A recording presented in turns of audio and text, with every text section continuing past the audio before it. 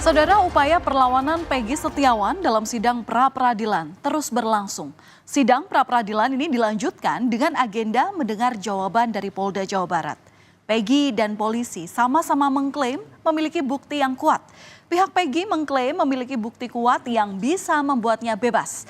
Sedangkan polisi dalam hal ini Polda Jawa Barat juga mengklaim telah memiliki bukti untuk menjadikan Peggy sebagai tersangka dalam kasus pembunuhan Vina dan Eki. Lalu, bukti siapa yang paling kuat? Polda Jawa Barat percaya diri untuk bisa menolak seluruh dalil gugatan yang diajukan oleh Peggy Setiawan di sidang pra-peradilan. Mereka berdalih penetapan tersangka ini sesuai dengan prosedur hukum. Dalam jawabannya, tim hukum Polda Jawa Barat ini menyebut penetapan Peggy sebagai tersangka ini sudah sesuai prosedur dan sah secara hukum.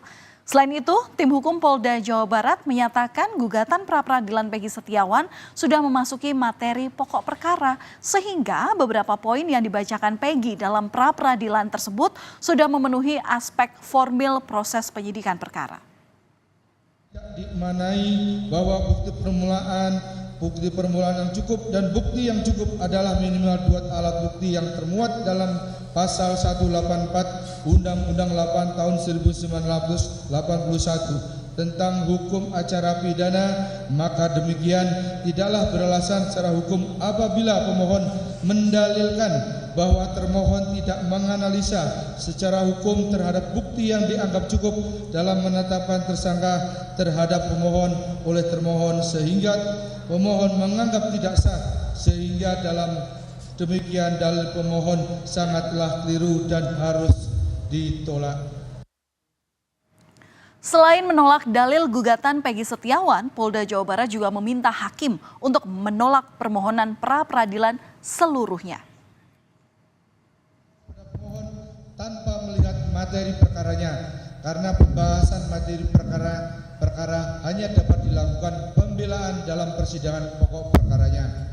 Bahwa berdasarkan fakta-fakta hukum sebagaimana didalilkan di atas, bahwa tindakan kepolisian yang dilakukan termohon berupa penetapan tersangka, penangkapan, penggeledahan, penyitaan, dan penahanan terhadap tersangka atau pemohon adalah merupakan tindakan yang sah menurut hukum karena sudah sesuai dengan prosedur, yaitu telah memenuhi syarat formil dan material serta dalam kapasitasnya melaksanakan perintah undang-undang sesuai dengan kewenangannya. Maka dengan demikian termohon yang telah melakukan penetapan tersangka saudara Peggy Setiawan alias Peron bin Rudi Irawan pemohon adalah tidak bertentangan hukum sehingga sah menurut hukum. Maka berdasarkan dalil-dalil dan alasan tersebut di atas, termohon memohon kiranya Yang Mulia Hakim yang memeriksa dan mengadili perkara pra-peradilan ini berkenan untuk memutuskan sebagai berikut. Dalam perkara 1, menolak permohonan pra-peradilan dari pemohon untuk seluruhnya. 2, menyatakan bahwa penetapan pemohon sebagai tersangka adalah sah menurut hukum.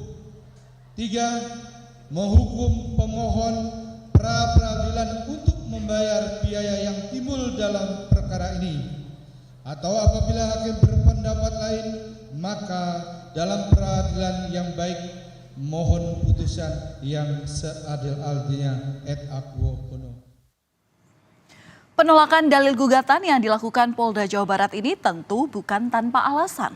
Polda Jawa Barat mengklaim mereka memiliki 3 alat bukti yang digunakan untuk mempertersangkakan Peggy Setiawan dalam kasus pembunuhan Vina dan Eki.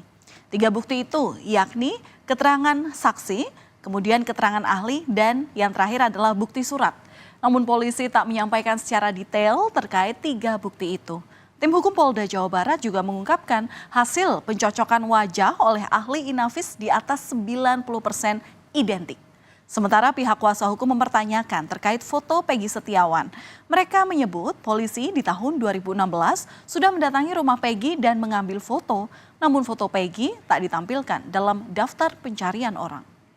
Wajah menggunakan metode face conversion 1:1 dengan hasil di atas 90% identik, yaitu membandingkan foto wajah barang bukti dengan foto wajah dari hasil pencarian ke database Dukcapil. Hasil identifikasi wajah didapatkan kemiripan di atas 90% identik dengan data demografi dan biometrik. Perbandingan 12 titik persamaan sidik jari sesuai antara sidik jari dari AK23 dan dari database KTP elektronik Dukcapil. Di dalam jawaban pihak termohon, termohon menegaskan bahwa DPO itu telah dibuat pada tahun 2016. Ironisnya 2016 mereka sudah membuat, kemudian di 2016 juga mereka sudah datang ke rumah pemohon, dalam hal ini Peggy Setiawan, mengambil foto. Tapi yang kita tangkap bahwa di dalam daftar pencarian orang sama sekali tidak pernah dicantumkan foto. Tak hanya itu, saudara, polisi beberapa waktu lalu telah melakukan pemeriksaan psikologi Peggy Setiawan. Hasilnya pun dibacakan dalam sidang pra-peradilan kemarin. Polisi bilang hasil pemeriksaan psikologi menyatakan bahwa Peggy ini cenderung berbohong selama pemeriksaan dilaksanakan. Selain itu, polisi menambahkan selama pemeriksaan Peggy ini juga dinilai cenderung menghindari kontak mata dan cenderung gelisah. Bahkan polisi menyebutkan saat ditunjukkan foto korban, sempat terjadi perubahan emosi pada diri Peggy. Selama pemeriksaan, Peggy kerap memegang dan menggaruk tangan, serta menggaruk kepala setiap merespon pertanyaan. Kontak mata kurang terjaga atau cenderung menghindari kontak mata dan terlihat gelisah. 4. Bicara.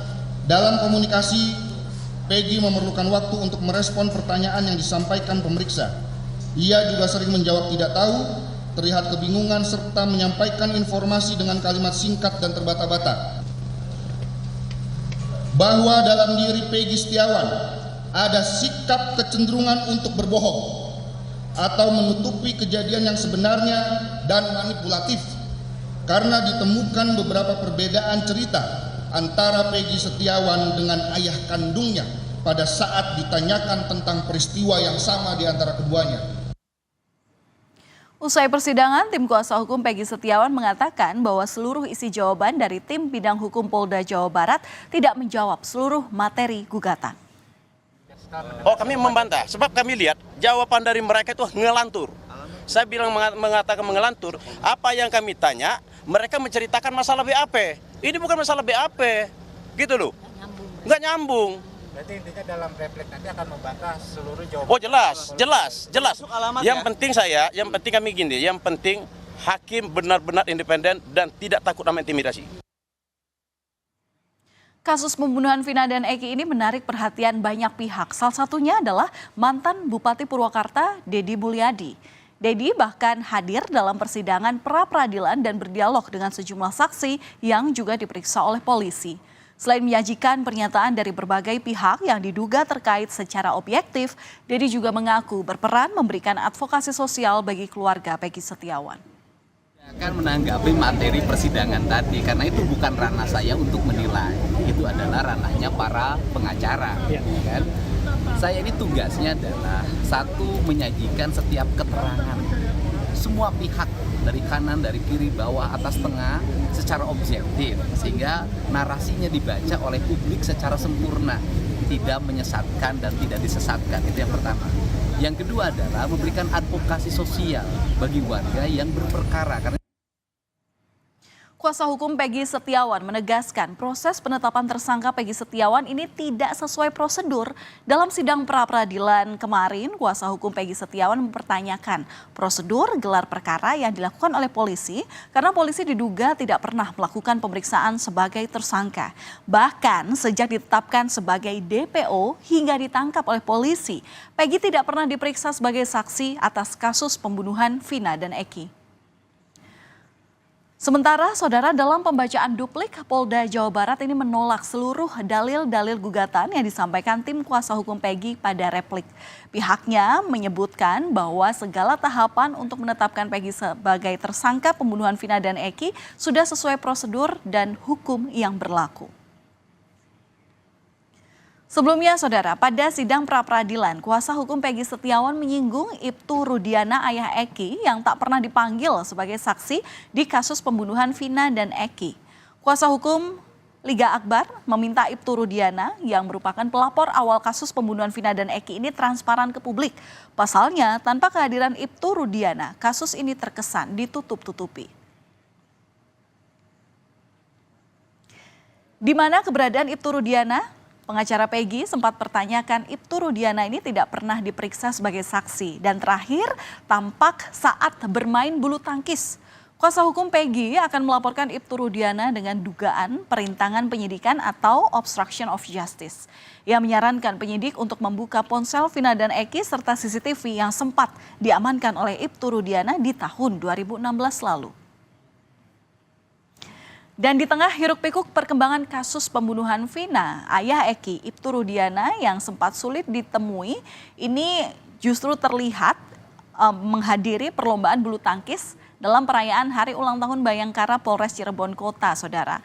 Tadi juga sempat Anda lihat di layar kaca Anda dalam foto yang diunggah oleh Humas Polres Cirebon Kota, Rudiana ini berfoto dengan Kapolres Cirebon Kota AKBP Rano Hadianto dan Kasat Narkoba AKP Ma'ruf Murdianto.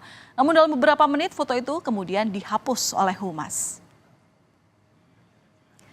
Patut kita ikuti terus, saudara, perlawanan Peggy Setiawan dalam kasus pembunuhan Vina dan Eki. Apakah bukti Peggy Setiawan lebih kuat dan bisa bebas atau lebih kuat bukti yang dimiliki oleh polisi? Sidang gugatan pra-peradilan akan berlangsung selama 1 pekan dan putusan akhir nanti akan disampaikan pada Senin 8 Juli 2024.